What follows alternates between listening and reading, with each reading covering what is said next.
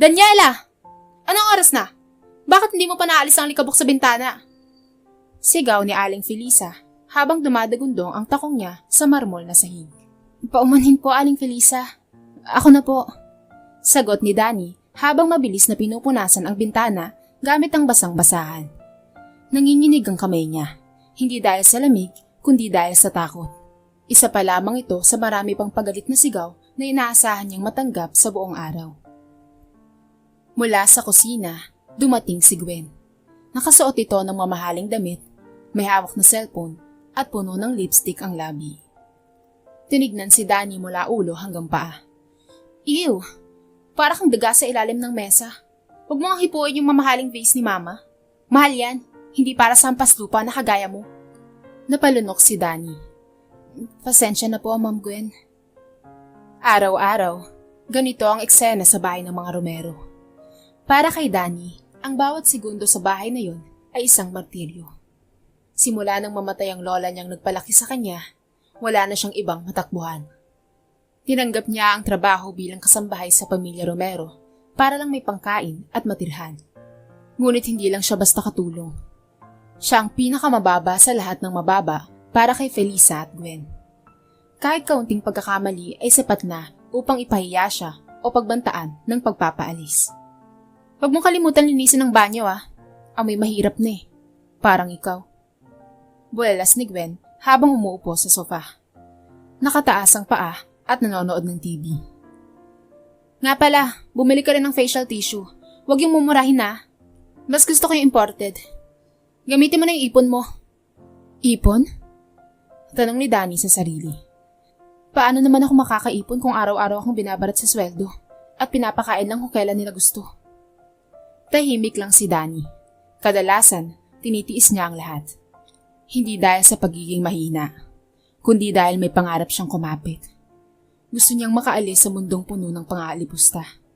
Gusto niyang balang araw, maramdaman kung paano maging taong may halaga.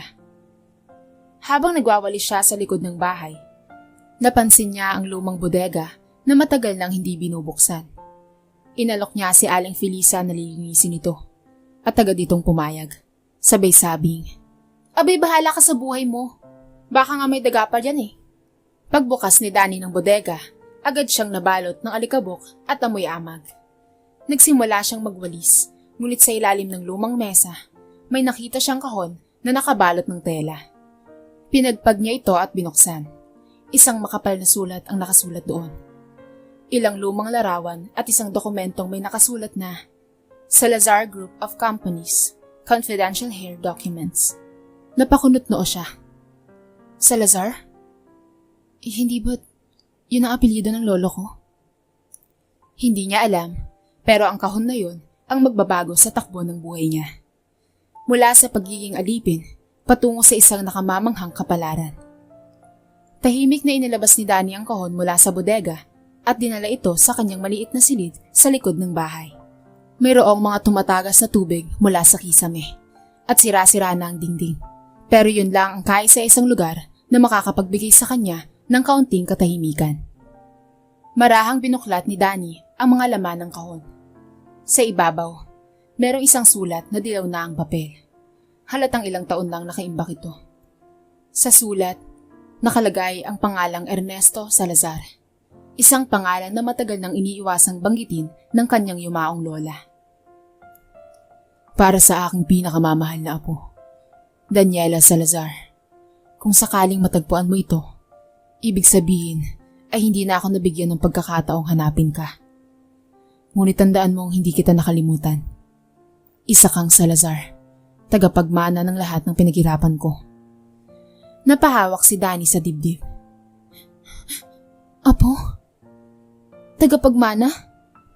Sumunod ang ilang litrato. Isang batang babae na hawig sa kanya.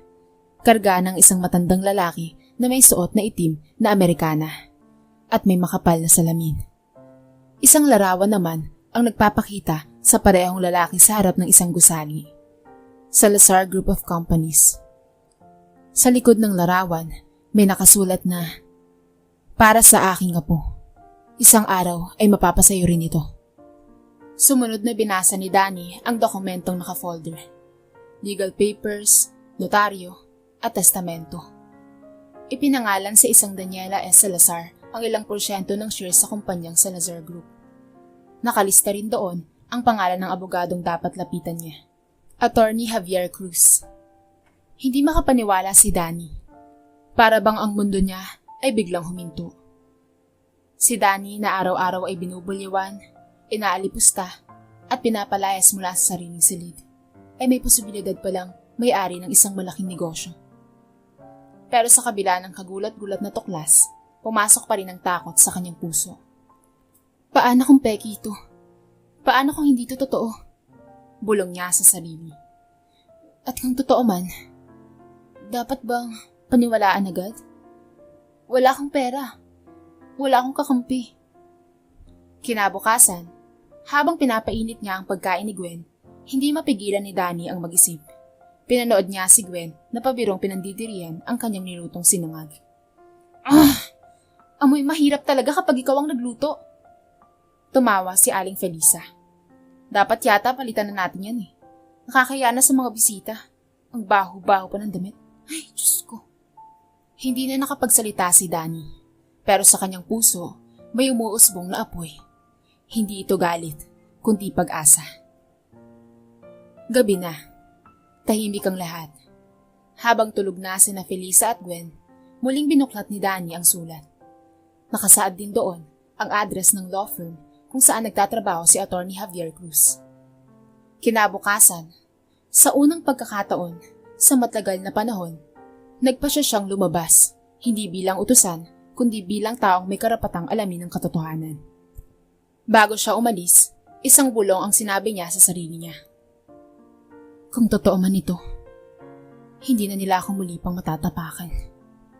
Tirik ang araw nang pumunta si Danny sa address na nakasulat sa liham ng kanyang lolo Ernesto. Suot niya ang pinakamaayos niyang blusa, yung may kaunting butas sa tagiliran pero hindi halata kung hindi lalapitan. Kinakabahan siya habang nasa harap ng isang mataas at modernong gusali. Pagpasok niya, sinalubong siya ng receptionist. Ma'am, may appointment po ba kayo? Wala po. Nanginginig niyang sagot. Gusto ko lang po sanang makausap si Attorney Javier Cruz tungkol po sa Salazar Group. Napatingin agad ang receptionist. Sandali lang po, ma'am. Makalipas ang ilang minuto, lumabas ang isang matikas na lalaki na nasa 50 ang edad. May salamin ito at magalang na ngumiti. Ako si Attorney Cruz. Kayo po si Daniela. Daniela Salazar po. Mahinang sagot ni Danny. Nanlaki ang mata ng abogado. Ikaw si Daniela? Ikaw na nga! Halos mamuo ang luha sa mga mata ni Attorney Cruz. Agad niya itong pinapasok sa opisina at binuksan ang makapal na file. 20 taon ko nang hinahanap ang nawawalang apo ni Ginoong Ernesto Salazar. Inakala namin hindi ka na namin matatagpuan. Pero salamat naman at buhay ka. Hindi pa rin makapaniwala si Danny. Totoo po ba ang lahat ng sinasabi niyo? Totoo pong apo ako ni Lolo Ernesto? Siyang tunay. Kinuha ka ng anak niyang babae at itinago sa probinsya. Nang namatay siya sa aksidente, ang lola mo na ang nag-alaga sa iyo. Matagal nang sinisisi ng matanda ang sarili niya kung bakit hindi kanya agad napakilala sa lolo mo. Nagpatuloy sa pagsasalita ang abogado. Si Ginoong Ernesto ay pumanaw. 3 taon na ang nakakalipas. Pero bago siya namatay, gumawa siya ng huling testamento. At nakasaad roon, ikaw ang tagapagmana ng 35% ng Salazar Group of Companies. At kung ikaw ay matagpuan, bago ka tumuntong ng 25, ikaw din ang uupong bagong CEO ng kumpanya. Halos hindi makapagsalita si Danny. CEO? Ako? Hindi ko po alam ang kahit anong tungkol sa negosyo. Isa lamang po akong katulong. Ngumiti si Attorney Cruz. Isa kang Salazar. At hindi mo kailangang maging perpekto agad. May mga taong handang tumulong at magturo sa'yo.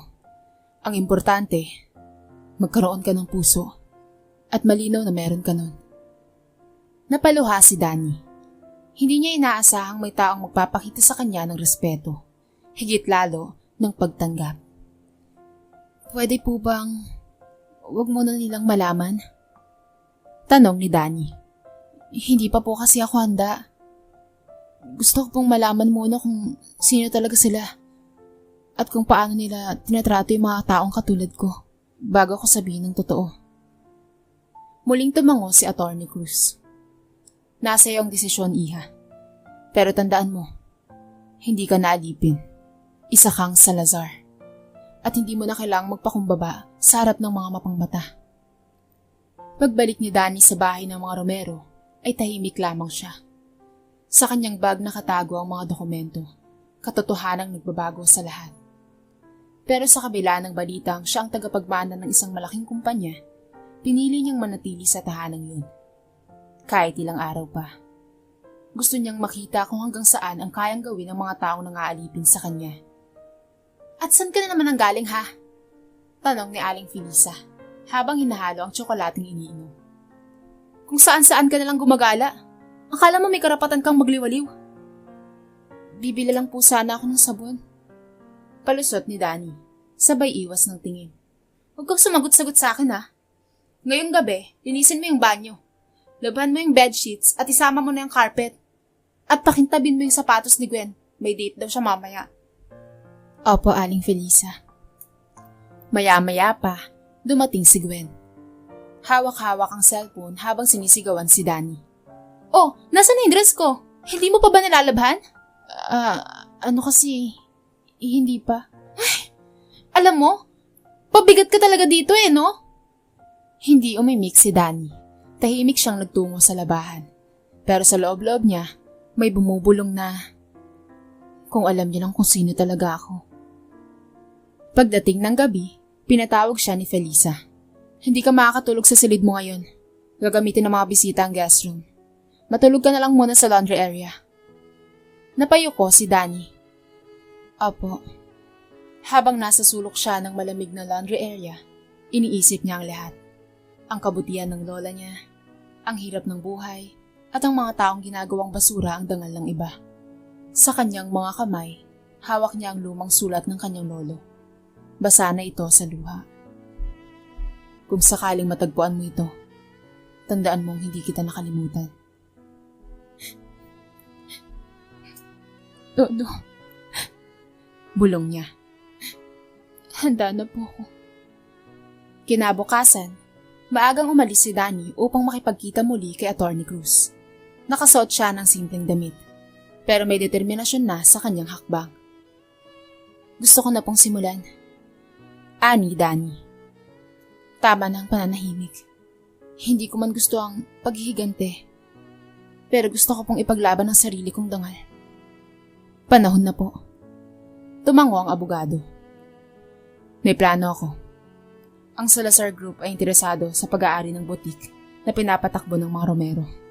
Kung ikaw ang bagong CEO, ikaw na rin ang magiging direktang negosyante nila. Napaisip si Danny. Kung ganon, lalapit sila sa akin, hindi bilang katulong, kundi bilang ka-level nila. Ngumiti si Atty. Cruz. At kapag dumating na ang araw na yun, ikaw nang may kapangyarihang pumili. Ang humusga o ang umunawa. Doon na pagtanto ni Danny, hindi siya pinanganak para yurakan, kundi para tumindig. Hindi dahil sa yaman, kundi dahil sa prinsipyo. Hindi lamang basta katulong si Danny. Isa siyang Salazar. At wala nang makakapagpabalik sa kanya sa putik ng kahapon. Lumipas ang 1 linggo. Sa paningin ng pamilya Romero, si Danny pa rin ang walang silbing katulong. Pero sa likod ng kanyang simpleng kilos, unti-unti na siyang lumalapit sa pagbabagong matagal na niyang hinihintay. Isang araw, dumating si Atty. Javier Cruz sa butik na pag-aari ng mga Romero. Kasama niya ang isang staff mula sa Salazar Group of Companies. Nakasuot sila, may daladalang portfolio at proposal. Ano pong maipaglilingkod namin sa inyo? Bungad ni Gwen. Agad itong ngumiti nang makita ang mga mamahaling relo ng mga bisita. Interested po ba kayong bumili ng mga damit dito? Lahat ng bagong collection namin ay imported. Ngumiti si Atty. Cruz. Actually, business proposal ang pakay namin. Ang butik pong ito ay nasa magandang lokasyon at bahagi ito ng expansion plan ng Salazar Group. Interesado kaming bilhin ito. Buo, kasama ang pangalan, espasyo, at management rights. Napanganga si Felisa. Talaga? Bibilhin nyo? Abay, matagal na namin pinaghirapan to pero kung maganda ang presyo, pwede naman nating pag-usapan. Biglang sumabat si Gwen. At saka, hindi naman basta-basta itong butik namin, no? May pangalan na kami sa mga elite, kaya dapat makatarungan ang offer nyo. Ngumiti ulit si Atty. Cruz. Well, makatarungan naman ang presyo namin at siguradong magugustuhan nyo yan. Pero let me inform you na may kondisyon ang kumpanya namin. Kailangan kausapin nyo mismo ang bagong CEO ng Salazar Group para sa pinal ng negosasyon. Nagkatinginan ng mag-ina. Kung ganon, pwede na ba naming makausap agad ang CEO? Tanong ni Gwen. Halatang sabik magpakilala sa mayamang negosyante. Baka mamaya kakilala pa namin siya. Sumagot ang abogado. Tomorrow, sa ganitong oras, dadalhin ko siya rito. Pagkalis ng abogado, sabik na nag-ayos si Gwen. Nagsuot siya ng pinakamahal niyang blouse, nagpabook ng salon, at nagpaturo pa kay Felisa ng mga tamang galaw sa negosasyon. Pag naging close natin ng CEO, baka bigyan pa tayo ng pwesto sa kumpanya. Ani Gwen, habang nagpa-practice ng ngiti sa salamin. Ngunit kinabukasan, dumating si Atty. Cruz at kasama niya si Danny. Nakaayos si Danny sa isang eleganteng corporate attire. Maayos ang buhok nito, simple ang make-up, ngunit ang pinakaagaw pansin ay ang tindig at kumpiyansa sa kanyang mga mata. Halos hindi siya makilala nila Felisa at Gwen. Wala pa ba ang CEO nyo? Akala ko ba makikipagkita tayo sa boss nyo? Tanong ni Gwen, hindi pa rin nahalata. Ngumiti si Atty. Cruz. Ikinagagalak kong ipakilala sa inyo ang bagong CEO ng Salazar Group. Miss Daniela Salazar. Parang binuhusan ng malamig na tubig sina Felisa at Gwen. Ano? Anong biro ba to? Namutlang tanong ni Felisa. Hindi po ito biro, Aling Felisa. Sagot ni Danny, matatagang tinig. Ako po ang apo ni Ginoong Ernesto Salazar. At ako rin po ang dati niyong katulong na araw-araw niyong inaalipusta. Hindi makapagsalita ang mag-ina. Tumulo ang pawis sa noo ni Gwen habang nanginginig ang labi. Ang dating tinatapakan nilang alipin, ngayon nakaupo sa harapan nila. Hindi para maglingkod, kundi para magdesisyon. Daniela? Hindi. Hindi pwede to. Pautal-utal na bulong ni Gwen, habang dahan-dahang umaatras. Isa kang katulong! Isa kang hampas lupa! Tahimik lang si Danny. Nakatingin siya ng diretso sa mga mata ni Gwen. Hindi na may takot gaya ng dati, kundi may dignidad. Oo, naging katulong ako. Pero hindi kailanman naging hadlang ang pagiging katulong para sa karapatan kong igalang. Walang iya ka, singit ni Felisa. Nanginginig ang boses nito. Niloko mo kami? Ginamit mo kami? Nagpapanggap ka lang na mahirap? Tumayo si Atty. Cruz. Malamig ang tinig nito. Hindi po siya nagpanggap. Hindi niya alam ang totoo noon. At kahit nalaman na niya, hindi siya agad nagbunyag dahil gusto niyang makita kung paano niyo tratuhin ang mga nasa ilalim niyo. At nakita nga namin. Nanlaki ang mata ni Felisa. Paano ang butik? Amin to. Matagal na namin itong pag-aari. Hindi na po ngayon. Sabat ng staff mula sa Salazar Group. Naipasa na po ang rights sa Salazar Holdings bilang bahagi ng default clause sa loan contract na hindi nyo binayaran ng buo. At ngayon si Miss Salazar ang bagong CEO. Siya na rin ang may kapangyarihang magpasya kung ano ang mangyayari sa butik na to. Tuluyan nang napaupo si Felisa. Si Gwen naman ay tila nawalan ng kulay sa mukha. Danny, please, patawarin mo na kami. Hindi naman namin alam eh. Akala namin isa lang katulong. Putol ni Danny. Kung hindi pa pala ako mayaman, mananatili akong alipin sa paningin mo. Tumulo ang luha sa gilid ng kanyang mga mata. Alam niyo ba, ilang beses mo akong pinagutom. Pinalayas kahit na maulan. Binastos at pinagtawanan sa harap ng iba. At lahat ng iyon tiniis ko. Dahil iniisip ko na baka kahit pa paano may kabutihan pa rin dyan sa puso niyo. Natahimik ang lahat ng tao sa butik. Wala ni isa mang makapagsalita. Huminga ng malalim si Danny. Pero ngayon, hindi ako narito para gantihan kayo. Narito ako para itama ang maling sistemang iniwan niyo. Ang paniniwalang, ang mahihirap ay walang karapatang igalang. Tumayo siya at lumingon sa abogado. Ipasara niyo ang butik na to. Magsisimula tayo ng bago. Isang lugar kung saan ang mga manggagawa ay may dangal at hindi sinisigawan ng mga empleyado dahil lamang sa estado ng buhay nila. Nagulat si Gwen. Ipapasara mo? Saan naman kami pupunta? Anong kakainin namin? Ngumiti si Danny, ngunit hindi itong iting panunokso. Ngiti ito ng taong pinili ang pag-angat ng may respeto. Naranasan ko ring magtanong ng ganyan. At ngayon, kayo naman ang matututo. Habang naglalakad palabas ng butik si Danny, ramdam niya ang bigat na unti-unting nawawala. Hindi siya naghigante. Nagpakatao siya. At doon niya naunawaan na ang tunay na tagumpay ay hindi lang ang pag-angat mula sa putik, kundi ang kakayahang hindi na rin ibalik ang iba roon. Lumipas ang ilang linggo, matapos ang pagbunyag ng katotohanan, sa buong syudad, pinag-uusapan ng isang kwento ng kasambahay na naging CEO.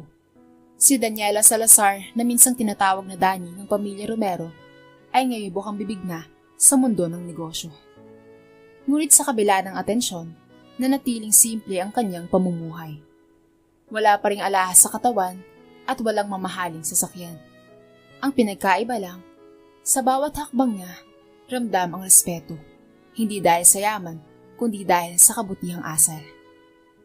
Samantala, si Aling Felisa ay napilitang lumipat sa isang maliit na apartment sa gilid ng Maynila.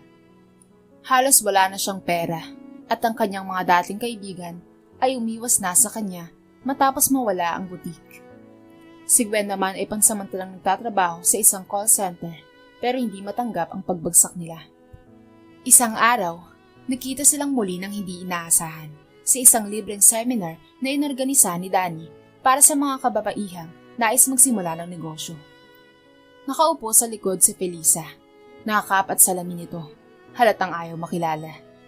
Habang nagsasalita sa entablado si Danny, hindi siya nagpakapormal. Nagsimula siya sa kwento ng kanyang buhay. Minsan po, naging katulong rin ako. Pinangarap ko lang noon na sana matulog ako ng hindi giniginaw at magising ng may pagkain. Tahimik ang mga tao. Si Gwen ay naroon din, nakatayo sa likod. Pinagmamasdan niya si Danny, na ngayon ay pinapalakpakan at ginagalang. Pero, hindi lahat ng kahirapan ay dahilan para sumuko. At hindi rin ito dahilan para alipustahin ng iba. Ang tunay na yaman ay nasa pag-uugali natin sa kapwa. Dagdag pa ni Danny bago bumaba ng entablado. Pagkatapos ng seminar, nilapitan siya ni Gwen. Halos hindi ito makatingin sa kanya. Danny, Daniela, patawarin mo ko. Tahimik na tumingin si Danny sa kanya. Hindi ko makakalimutan ang ginawa mo, Gwen. Pero pinipili ko ang hindi maging katulad niya. Hindi dahil mahina ako, kundi dahil mas malaya ang taong hindi dinadala ang galit. Wala na akong ibang babalikan. Garalgal na sagot ni Gwen. Nawala na ang lahat. Wala na rin si Mama. Wala na ang butik. Wala na rin rumirespeto sa amin. Hinawakan ni Danny ang balikat nito. Ngayon mo mararanasan kung paanong magsimula sa wala. Pero kung gagamitin mo to para maging mabuting tao, hindi masasayang ang lahat. Ilang sandali pa, nilapitan din ni Felisa ang dating katulong. Patawarin mo ako. Hindi ko alam. Hindi ko inakalang. Ngunit bago pa siya matapos, tumulo na ang luha niya. Mali ako. Hindi na sinagot ni Danny si Felisa. Sa halip, iniabot niya ang flyer ng seminar series. Bukas meron ulit. Libre ito. Kung nais niyong matutong magsimula, nariyan ang pinto. Pero ang pagpasok ay nasa inyo na. Habang papalayo si Danny, hindi niya na kailangang lumingon pa. Alam niyang sa wakas, ang hustisya ay hindi laging nasa anyo ng parusa.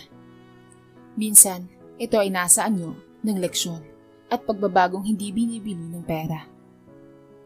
Makalipas ang ilang buwan, malayo na ang narating ni Daniela Salazar. Hindi lamang bilang CEO ng Salazar Group of Companies, kundi bilang simbolo ng inspirasyon sa marami. Sa halip na ito ng kumpanya sa kita lamang, binuksan niya ito sa mga programa para sa mga katulong, manggagawa at maliliit na negosyante. Isa sa kanyang ipinag-utos ay ang Dignidad Program, isang proyekto na nagbibigay ng libre at mataas na kalidad ng pagsasanay sa mga kasambahay upang makapagsimula sila ng sariling hanap buhay o makapag-aral. Marami ang nabigyan ng bagong pag-asa. Sa loob ng conference hall, puno ng mga bisita, investors at media. Nagsalita si Danny sa taunang Salazar Foundation Gala Night. Suot niya ang isang simpleng kulay ivory na dress, walang mga mamahalin na alahas, at ang kanyang buhok ay nakapinig. Walang labis, walang kulang. Isang pinunong may dangal. Kung tatanungin niyo po ako kung saan ako nagsimula, ani Danny habang hawak ang mikropono. Hindi ko sasabihin sa kumpanya. Hindi rin naman dahil sa salapi. Nagsimula po ako sa sahig. Literal. Kasama ng alikabok, ng panalait, at ng gutom. Pero sa ilalim ng lahat ng yun, may isang bagay akong hindi nawala. Ang paniniwala kong may halaga ako. Natahimik ang buong hall, ngunit damang-dama ang bigat ng kanyang tinig. Ang kwento ko po ay hindi lang kwento ng tagumpay. Ito ay kwento ng pagbangon. Dahil kung ang isang kasambahay ay pwedeng tumayo bilang CEO, dapat ay wala ng taong minamaliit pa. Lahat tayo ay may kakayahang umangat kung bibigyan lang tayo ng pagkakataon. Nagpalakpakan ng lahat, nagsitayuan ng mga tao, at lahat sila ay nagsihayawan. Masaya sila sa kanilang narinig, hindi dahil sa yaman, kundi dahil sa puso ng salita. Sa isang sulok ng venue, naroon si Gwen. Tahimik na nakaupo sa isang mesa.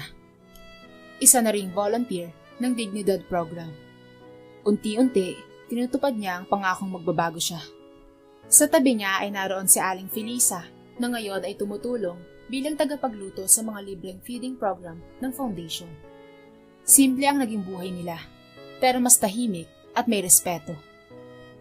Pagkatapos ng programa, lumapit si Miguel Soriano, isang dati nilang kapitbahay na tahimik na sumusubaybay sa kwento ni Danny. Daniela, Anya, salamat. Dahil sa'yo nagbago rin ang pananaw ko sa mga taong binabaliwala ng lipunan. Hindi mo lang binago ang buhay mo. Binago mo rin ang pananaw namin. Ngumiti si Danny. Ang kailangan lang talaga ay may magsimula. Sa huling eksena ng gabing yun, nakatingin si Danny sa mga bituin sa langit mula sa veranda ng building. Huminga siya ng malalim. Hawak-hawak ang lumang sulat ng kanyang lolo. Lolo, bulong niya. Sa wakas, hindi na ako alikabok na tinataboy. Ako na ngayon ang hanging bumubuhay sa mga gaya kong dating pinupulbos ng mundo.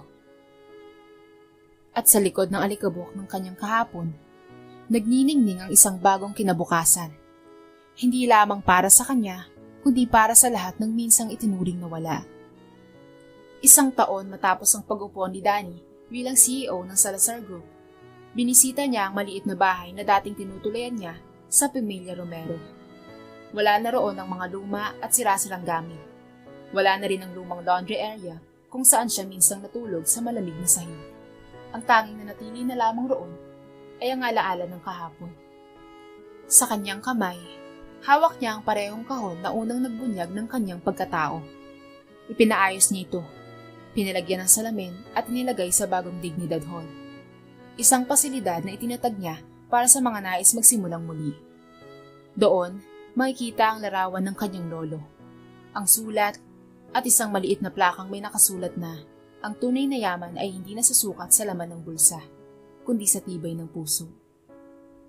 Maya-maya, lumapit ang isang batang babae na kasama ang kanyang inang dating kasambahay. Ate Daniela, bulong ng bata. Totoo po ba na dati po kayong katulong? Ngumiti si Danny at lumuhod sa harap ng bata. Oo, at hindi ko yung kinakahiya yun. Dahil kung hindi ako naging katulong, baka hindi ko natutunang maging tunay na tao. Mula sa malayo, pinagmamasdan siya ni Gwen na ngayon ay isa ng full-time community organizer. Habang hawak ang isang booklet ng program proposals, ngumiti siya at tumango sa direksyon ni Danny. Tumango rin si Danny pabalik. Wala nang galit, wala nang galos. Ang natira na lang ay pag-unawa. Sa muling paglalakad ni Danny palabas ng building, huminto siya sandali at huminga ng malalim. At maraang sinabi sa sarili, sa likod ng alikabok ng kahapon, doon pala ako pinanday. At siya'y patuloy na naglakad. Hindi na bilang kasambahay, hindi na bilang CEO, kundi bilang tinig ng lahat ng minsang pinatahimik, niyarakan, ngunit muling bumangon at nagningning. Dito na po nagtatapos ang ating kwento sa araw na to. Sana po ay nagustuhan nyo. Kayo mga kabarangay, anong aral ang napulot nyo sa ating kwento? I-comment nyo naman sa baba ang inyong mga reaksyon at babasahin natin ang lahat ng yan. I-comment nyo na rin kung taga saan kayo, para naman malaman ko kung hanggang saan nakaabot ang video na to. Paki-like and share na rin kung nagustuhan nyo, para naman mapakinggan din ng iba. At kung bago ka pa lamang sa ating channel, baka naman pwedeng pakihit ng subscribe button at bell notification button para palagi kang updated sa mga bagong kwento na katulad nito. So paano mga kabarangay? Hanggang sa muli, thank you so much and peace out!